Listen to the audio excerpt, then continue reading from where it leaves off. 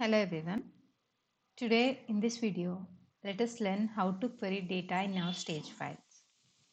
So you have files loaded into the stage, whether internal or external stage. Now you wanted to check the contents of these files, particularly before loading or after unloading the data. To do this, I'm going to explain the clear procedure of doing it with all syntax and rules. Let's get started. Assuming that you have files that have been loaded to the stage. If you wanted to learn how to load and unload your data using SnowSQL, please refer to my previous video on SnowSQL mentioned in the description box below. To query the stage data, following is the syntax.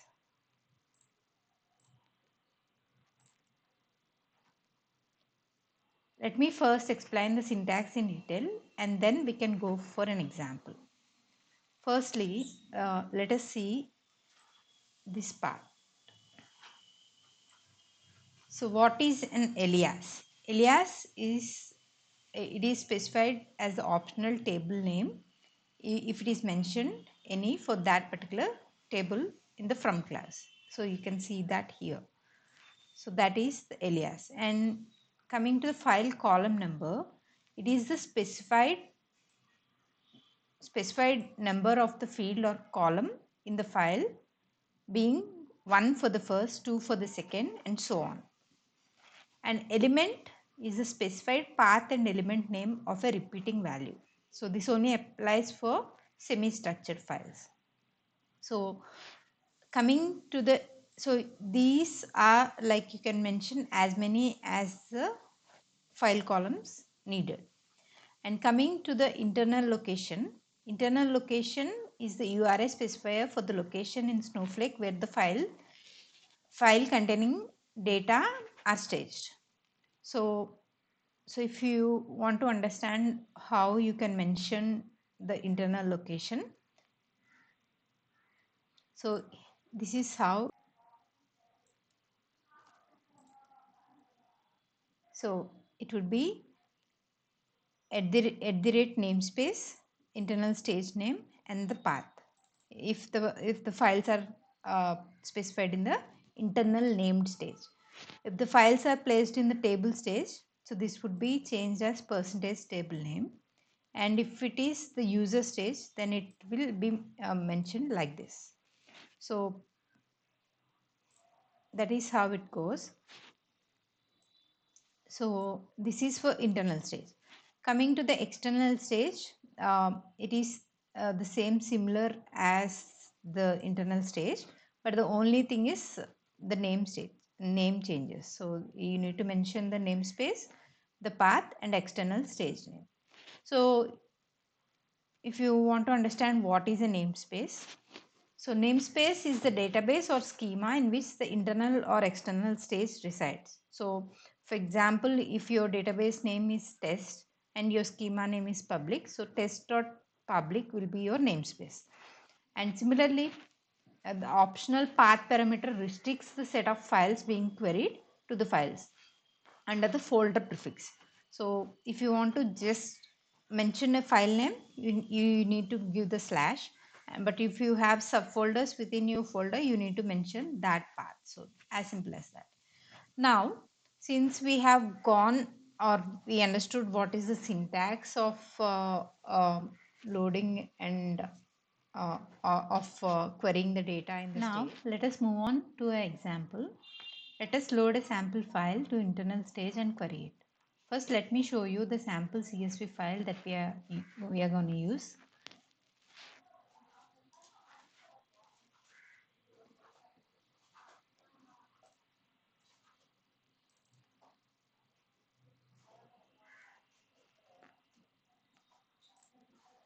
This is pretty simple file with some employee data like their name, email, phone number, etc. So let's load this data and see how it works. Firstly, we need to create a file format that will accept only the CSV files, and we're gonna say that this is comma delimited. Let's go ahead and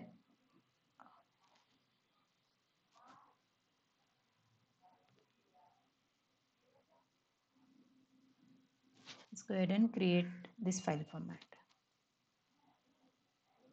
So the file format is successfully created. Now let us go ahead and create stage.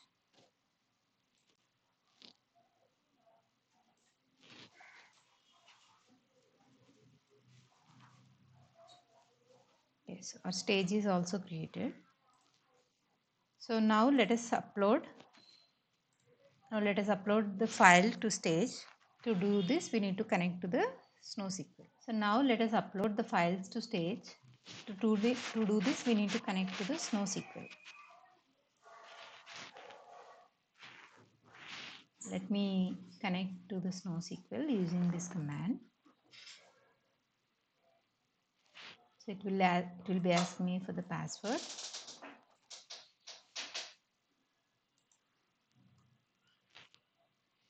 So we are now logged in to the SnowSQL. So let us connect to the database. I'm using test database here. So I'm connected to the database. Now let us upload the file.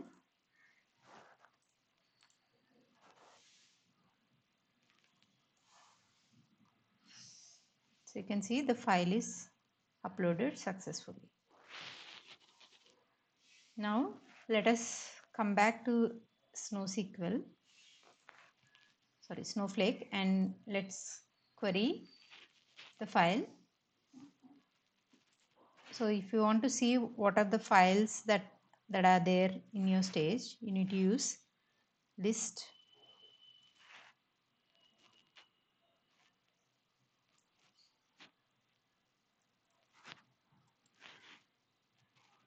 So you can see that your stage is having employees.csv of this size, and where it will also show you when it is modified and all those details.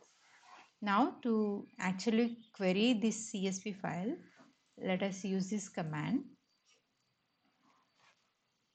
So what this command does is, like, it will query the first and second columns of your employees.csv file. So this will follow according to this format. So this format is only referring to the CSV files which are comma delimited. So since your stage is having only one file, so it will refer to the first and second columns. So let us see what are the first and second columns in our file. See, if you can see, the first and second columns here are employee ID and first name. Okay, let's see what we get here. You can see we are having $1 as employee ID and $2 as first name. That's great. So this is how you're gonna query your data. So if you want to query other fields in your employees.csv, you have to mention the numbers accordingly, like 3, 4, 5, until the number of fields in your state. So this is how you do with the CSV file. So now let us see how we can query a JSON file. Okay, firstly we'll follow the similar steps. First we need to create a JSON format. So we're going to create a JSON file format. So our JSON file format is created successfully. Now we'll go back to the SnowSQL and put a sample JSON file. Let me show you what this sample JSON file is.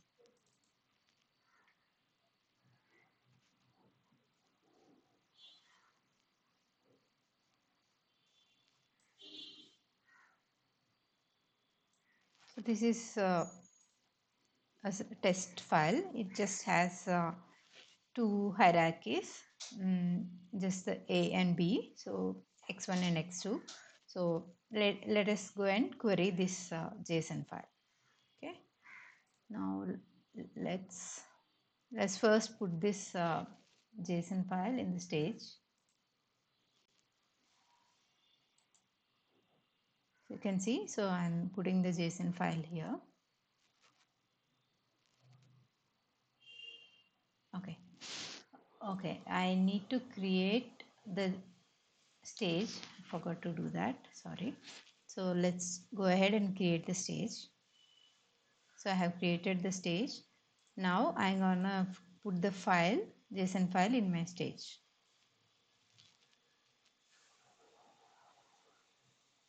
Okay, let me check this.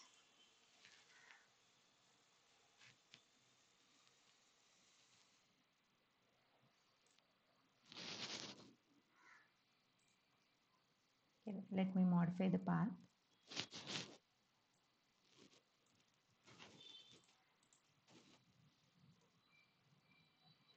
So you can see the file is now uploaded. So we have JSON file and CSV file in our stage. So if you want to see what are the files that are existing in our stage,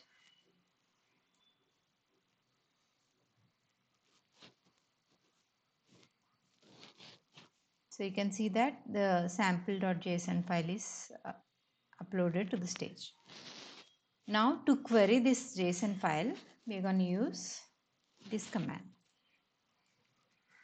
Select parse JSON of $1. $1 refers to the first line in the JSON file, and then according to the hierarchy as I have shown you.